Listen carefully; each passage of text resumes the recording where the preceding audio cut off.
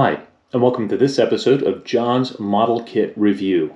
Today, we are looking at Airfix's beautiful 1/48 scale Supermarine Spitfire PR.19, and this is kit number A05119. There are two decal marking options in the kit, and on this kit, I used Eduard tailplanes. I bought Xtradecals sheet X48118 for the kit markings. Spitfire history. The Spitfire certainly needs no introduction. It was the darling of Great Britain during World War II, and it remains one of the most iconic aircraft ever produced. It was one of just a few truly beautiful British aircraft, and that makes it even more striking. Fortunately for the Allies, the Spitfire flew as good as it looked. The Spitfire was constantly upgraded during World War II, keeping it competitive with its adversaries throughout the conflict. The Spitfire's airframe was adaptable, able to take on larger engines and higher power while retaining its legendary handling characteristics. Many variants were produced, including planes optimized as reconnaissance aircraft, low and high altitude interceptors, fighter bombers, shipboard fighters, etc. The PR Mark 19 is arguably the best looking Spitfire of all, with its longer fuselage and enlarged rudder giving it a very streamlined, balanced look. It looks a lot like the Greyhound of the Spitfire series. It just looks fast. The fact that there are no bumps or bulges on the fuselage and wings only contributes to its sleek lines. From the kit instructions, the PR-19 was the final photo reconnaissance version of the Spitfire to see active RAF service. Produced by mating features of the Mark 11 Spitfire to the powerful Griffin engine of the 14, the PR-19 was one of the fastest and some say the best looking of all Spitfire variants. Due to its role as a reconnaissance machine, it featured no armament, instead relying on its high speed to evade potential enemies. Against piston engine adversaries, this worked well. However, the advent of the Luftwaffe's new jet interceptors in the last year of the Second World War rendered the PR-19 vulnerable, and post-war, the MiG-15s of the Soviet Air Force rendered it obsolete. The first PR-19 was delivered to the RAF on the 27th of November, 1944. With the final airframe being delivered on the 18th of May, 1945. The initial 25 aircraft were unpressurized, but this was later changed and the internal fuel capacity was also increased, thus improving the aircraft's effectiveness. After the war, the PR-19 served in the Far East, operating over Henian Island, and finally performed the RAF's last ever operational sortie by a Spitfire over Malaya on the 10th of June, 1957. However, the PR-19 continued to be used as a trials aircraft, even seeing a new role in the 1960s as a training aircraft, teaching the RAF fast jet pilots how to intercept the slower piston engine aircraft in case of an operational need during the Indonesian conflict.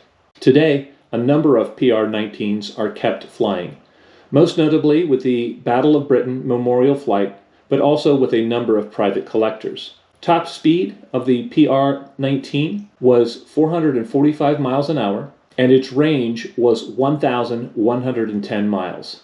And it carried no armament, only 3 reconnaissance cameras. The kit. When released, Airfix's PR-19 was the first injected plastic kit of this Spitfire variant in 1/48 scale. As with most Airfix kits of a few years ago, the PR-19 was nicely molded with a decent cockpit. The decals were of good quality. The clear parts were also of good quality, not exceptionally thin, but reasonably clear. The shape of the finished kit looked true to the prototype, though I admit to not being a rivet counter. On the downside, the detailing of the parts was a bit sparse and heavy-handed. The wing trailing edges were thick, and the surface of the plastic was grainy, and on my example there were several sinkholes on the fuselage that needed filling. Overall scale appearance of the finished kit was not up to the refinement of, say, a Tamiya kit of the late 90s. Finally, given the popularity of World War II subjects, I'm surprised that the markings in this kit were all for post-war birds. Construction. Construction began with removing the major parts from the sprues and cleaning them up. Next, parts that could be assembled prior to paint were glued together, resulting in a series of sub-assemblies. I then shot the interior with polyscale British interior green thinned with Future. The semi-gloss finish allowed washes to flow freely and also made it easier to remove excess wash from the high spots. Detailing continued in the cockpit with individual dials cut from a decal sheet and placed on the instrument panel. I added a seatbelt made from evergreen strip, and then a thin black soapy water wash was applied. Once the wash had dried, I dry brushed the interior with a slightly lighter shade of interior green. One note of caution: pay attention to the lower camera installation. I didn't realize that I misaligned the lower cameras until I glued the fuselage halves together and they didn't line up with their respective ports. I quickly ripped things apart and corrected my mistake. With the cockpit complete, I closed up the fuselage. The rest of the airframe was then assembled. Since I was building an Eduard Spitfire 9 at the same time, I used leftover tailplanes from that kit. They fit with minor filing. The fit of the airframe was good, needing just a bit of putty in the seams and fuselage sinkholes. Next came sanding, and more sanding. Determined to get a good, smooth finish on the plane before paint, I spent several hours sanding and polishing the airframe. Finally, I added the canopy. The clear parts were dipped in Future prior to assembly. White glue was used to attach the canopy sections. Once dry, I masked the canopy using Tamiya tape and a new number 11 X-Acto blade. Colors and markings. Wanting to build a wartime bird, I searched the internet for photos of PR-19s in wartime service. A friend was kind enough to send me some pictures as well. Actual photos proved invaluable in the painting and weathering process. I bought Xtradecals sheet X48118 for the PR-19 and used markings for RM645-1 of number 682 Squadron, San Servo, Italy, in January of 1945. I used polyscale acrylics PRU blue for the airframe. At this point, I used pastels to emphasize the panel lines and dirty up the airframe a bit. I tried to keep things subtle, adding just enough shade variation to enhance detail and provide some depth for the finish. I then sealed everything with a coat of Future floor polish in preparation for decals. The Xtradecal markings went down beautifully. Since there were no stencils on the Xtradecals sheet, I had to use the kit decals for the few that appear on the PR-19. Once in position, the decals responded well to an application of microsol. After weathering the decals, I gave the plane a final semi-gloss clear coat. Once dry, I added some chipping around maintenance panels with a silver Prismacolor colored pencil.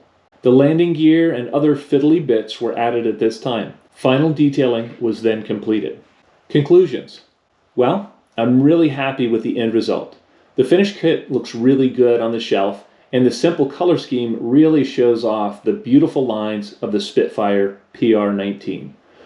Overall, I think the kit is a good value for the money. I think the engraved detail on this kit are more subtle than previous Spitfires I have built from Airfix, so it seems like that's an improvement. This kit is simple to build and easy enough that beginners should have no trouble making a respectable model. The Xtradecal decals are among the best I've used to date. Recommended if you like Spitfires and want a complete collection. I'd love to know if any of you out there have built this kit, what you think of it. Please feel free to comment in the comment section below. I hope you found this video entertaining and informative, and until next time, model on.